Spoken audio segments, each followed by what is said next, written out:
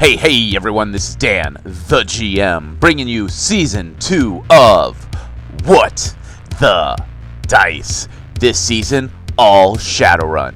So, I'd say, let's introduce our players, but this episode's a little special. I'm bringing you some extra story, so sit back and get ready. Listener discretion advised. Content warning level, green. Standard Shadowrun subject matter, foul language, sex, violence, drugs. For all of our content warning, none of these subjects go into graphic detail, but it is involved in the story of the episode. Listener discretion advised.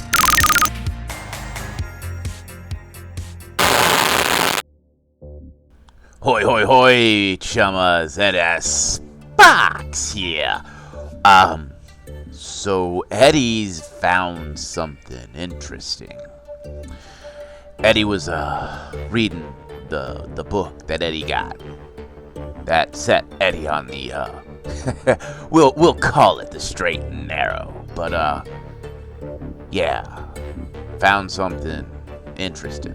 Now, for those who don't know, or just decided to join in now after all these months, Eddie got this book a while back. Set Eddie on a new path of life. Well, this book has stories. Stories from before the rise of man, before the Matrix fall, before the Surge, before meta-humanity even fracking existed. It's crazy. And Eddie has flipped through this book time and time again. Sometimes new pages appear, sometimes things change. I have been reading a couple of chapters on this strange little man named Fibulus. And something caught my eye. So I went back a day or so later to reread what I read, and it was gone. Seems as if this book can pick and choose whenever it fracking decides to show me something. But something interesting came up, and I'm talking... I am talking absolutely fracking crazy. We all know him, we all hate him. But there's a little bit of King in here. And, well, instead of me just jibber-jabbering about it, let's take a look at it for ourselves, shall we? The camera pans across the Golden City. It is nighttime. We see the light pollution from the clubs and the downtown districts.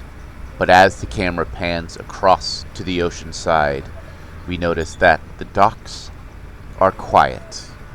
Besides the handful of people milling about and the one crane slowly moving a few boxes here and there, the drones humming through as it's the low time, the time when the dock is at its most peaceful. We see a single light in a building, a nondescript old warehouse building, now retrofitted into offices.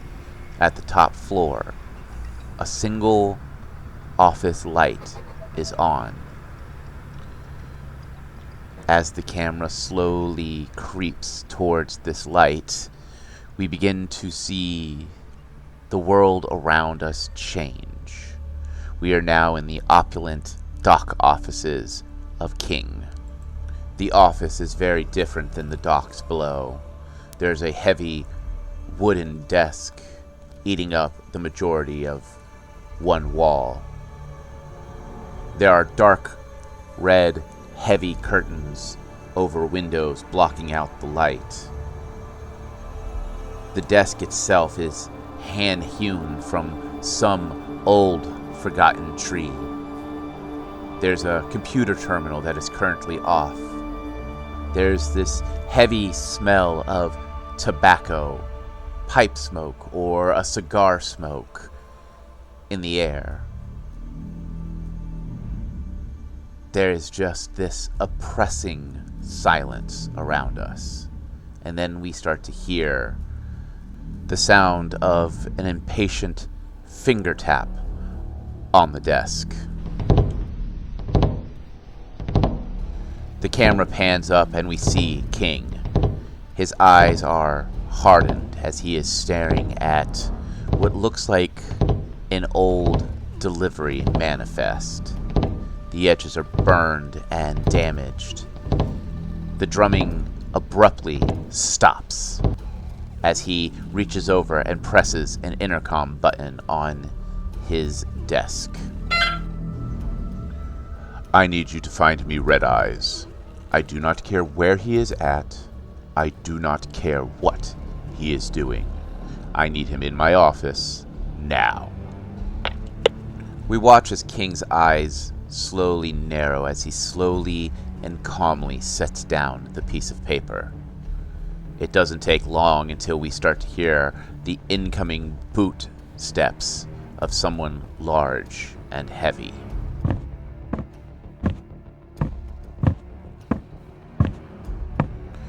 The door slowly opens up and we see this massive troll walk in, dressed in a tailored suit with blood red pinstriping. His eyes are now these cybernetic red. His left arm a matte black cyber arm. His right hand cybered as well. His jaw seems to lock as he takes another step in and shuts the door behind him, almost perfectly silent. We watch as King's eyes slowly go from the manifest in front of him to the large troll. Red eyes, red eyes, red eyes. It seems as if another artifact has finally been acquired. It is at the museum that we hold stake in. I have already procured what needs to be procured and made sure that the box is in the correct hands. I need you, when the box has been opened, for you to go and acquire what is inside. I do not care what you have to do. I don't care what blood you have to shed. The contents of that box needs to be in my hands. Am I clear, Red Eyes? The massive troll, Red Eyes, stands there, waiting for King to dismiss him. There's this tense moment where Red Eyes waits, and King slowly reaches down, placing his hand on the manifest. I do not want to have to deal with this again. I don't care what runners get in the way. I don't care if the Golden City Guard gets in the way. I need the contents of this box. We lost the book, and that set us back quite a bit. And now this other artifact has fallen into our lap, found in some forgotten tomb, in some desolate, sand-filled wastelands. But now, it is in our grasps, just a day away, waiting. The researcher there should be able to have this box open in a few days. It is a 24-hour drive. I expect you to take a VTOL. The minute that box is opened, we will know, and you will be there to acquire the contents. You are dismissed, Red Eyes. And if anything does happen, I want you to pull every security tape they have, download anything, and bring it back. I don't know if she knows if the box has been found, or if she even cares. So we need to make sure that we are a step ahead. He slowly raises his hand and gives a slight wave. Red Eyes slowly turns, opens the doors, and steps through. We hear his heavy boots slowly fade down the hallway.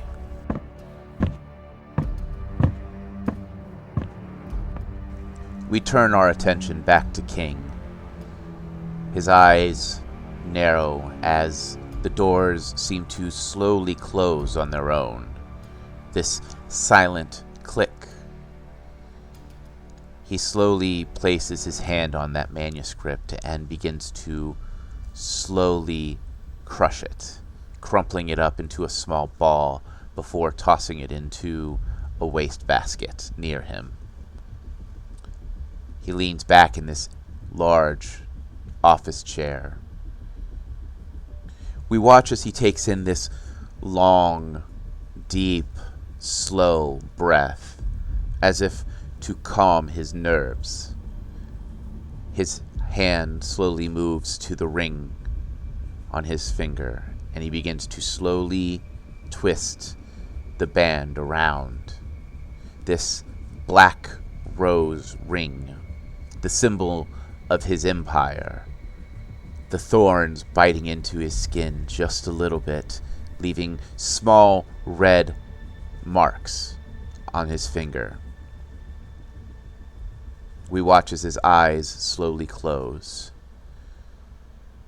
We hear him say something, but we cannot get an understanding of the words. They seem to be marled in some forgotten language. We hear the intercom buzz, which seems to startle him just a moment out of his prayer or meditation.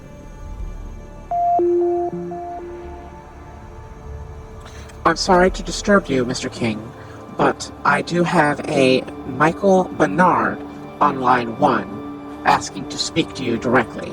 Would you like me to patch him through? Yes, go ahead and patch him through to my main line. Thank you. Of course, sir. Right away. There is this moment of eerie silence before we hear the phone on King's desk start to ring. Mr. Bernard, I do hope that this interruption at midnight is worth my time. Mr. Bernard, how may I help you? On the other line, we hear this gruff voice, someone that is clearly breathing heavy, either from overexertion or from a panic. We're not 100% sure. Yes, Mr. King. So, I do know that you have been trying to acquire those properties down in the lower section of the docks for expansion, the old urban area. So I did get the paperwork from your lawyers, and I do see that everything is in order, but I cannot legally remove these tenants. I will need some time to find a way to do this. I'm asking just for a few days. I promise I will get back to you with some kind of solution and or answer or something. We watch as King's eyes hardened. It seems as if this news is not something that he is wanting to hear, or if the way the news is brought out has rubbed him the wrong way. Mr. Bernard, I understand your hesitation on dealing with this in a more legal aspect, I believe that what I am offering you for that land is more than ample. I don't care if you remove them by force. I don't care if you find some legal loophole to evict them. I gave you my offer, and I expect you to accept it. I want those properties, and I don't care how you get them for me. I am offering you well above market price. Can find somewhere else they can live. Those properties I need for my expansions.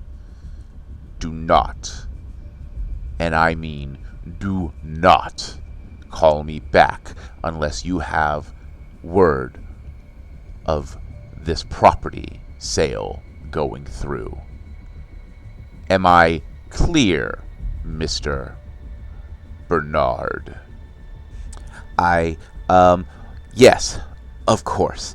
Of course, Mr. King. I can definitely get you those properties. I will make sure that the tenants are removed and that the properties are free for your purchase. I will get on this right away. I do apologize. I will absolutely get this taken care. King doesn't bother listening to the rest of the excuse or promises given by Bernard. He just simply hangs up. The air around the office seems to lower as King slowly interlocks his fingers and sets them calmly on his desk. There's this air. We don't know what, but there is something watching him. Something reaching out to him. We watch as King's eyes slowly open, and we see this dark, twisted smile. It is only a matter of time now. I need the contents, I need the land, and then I will begin the process of rebuilding you. Don't worry. Everything will come to fruition as I promised. We have technology. We have knowledges. We have magic and understanding and spirits we didn't have prior. Don't worry. You will come back stronger, better, and everyone will know who you are and what you are capable of. And this time, she will not stop us. We watch as his demeanor slowly changes. That sick, twisted, evil smile slowly fades, and his eyes slowly open. There's a new focus to them, and they are slightly more red than we've seen. He slowly stands up, turns off the lamp on his desk, and takes a few steps towards the door. The doors slowly swing open.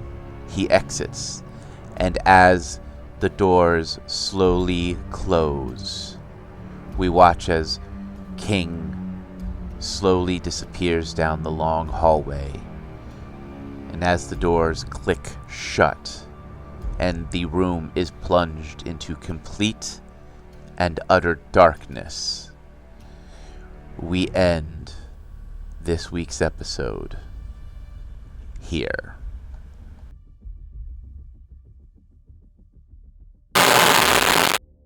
Hoy, hoy, hoy, chummers. I don't know about you, but, King kinda freaks me the frack out. Now, I mean, don't get me wrong, King's a mafia king. He runs Dockside as well as, so many businesses. One of his biggest, of course, is Dante's and the hotel with Dante's and all that absolute dreck. I've never seen this man get in trouble for anything. And then that enforcer he's got, Red Eyes. Oh, you do not want to run into him in a dark alley, or a well-lit alley, or the middle of the day, or anytime, honestly. I mean, we've seen runners go against him, and don't get me wrong, anyone taking a missile to the face and walking away, that tells you something, my friends. That tells me that this fracking troll is on a whole nother level of frack that crap. Well, I don't know what King's got in the works, but it's got something to do with properties, something to do with a box, something to do with a lot. And man, if King has got his eyes on something... Wait, didn't he say he lost a book? Didn't he say runners stole the... Oh, frack. Well, runners, Eddie's gonna have to do some Eddie stuff. And, look, let's just stick to the tenets. Stick to the shadows. Always keep your gun loaded. And never make a deal with a dragon. Eddie Sparks is, gonna go find himself a safe house or two. I'll catch you all later. This is Eddie Sparks, and I am signing out. Hey everyone, Nightland here, co-creator of What the Dice, and player of Sparkles for Season 2, to do some thank yous here at the end of our episode. First and foremost, I would like to thank each and every single one of you for listening. We would not be here today without you, and I do mean that sincerely. We never thought we would get this far, and knowing that there's someone out there, yeah, I'm talking to you, the one with the earballs listening right now. If it wasn't for you guys and us knowing that you're actually here and enjoying what you're listening to, we wouldn't have kept going, and it genuinely fills our heart with joy, and I want to make sure that we tell you every single time at the end of these episodes. We are eternally grateful. Second, we would like to take a moment to thank all the things that we use in our day-to-day What the Dicey ways. First up, Epidemic Sound for our sound effects and music, Podbean for being our host, Foundry VTT, and Forge VTT for creating their virtual tabletop gaming applications and services, Craigbot for our recordings, Catalyst Game Labs for Shadowrun, which is the current system we are running. And with that, if you can spare a moment of effort and want to help us out, the best thing that you can do is honestly, tell a friend, share us, drop a link in a Discord somewhere that you're a part of, or take that 2-second effort of hitting a like, hitting a follow, giving us a star rating. Whatever the button is on whatever it is that you're listening to us on goes a long way in helping us fight that horrible algorithm monster. Also, the Topps Company Inc. has sole ownership of the names, logo, artwork, marks, photographs, sound, audio, video, and or any proprietary material used in the connection with the game Shadowrun. The Topps Company Inc. has granted permission to What the Dice to use such names, logos, artwork, marks, and or any proprietary material for the promotional and informational purposes on its website, but does not endorse and is not affiliated with What the Dice in any official capacity whatsoever.